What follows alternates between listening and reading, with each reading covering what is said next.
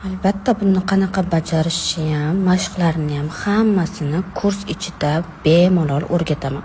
Bu bugungi kunda qinni toraytirish uchun eng zo'r trenajyor hisoblanadi. Hit продажи bo'lyapti qizlar bundan. Вообще tez shunday ketib qolyapti. Mazza qilib buni bajarib, qinni tor qilib, matkalarni ko'tarib, sidik qoplari, gemoroylar, rektatsiyali, sistatsiyali, qinni osilib qolgan devorlarigacha hammasini zo'r ko'taradi.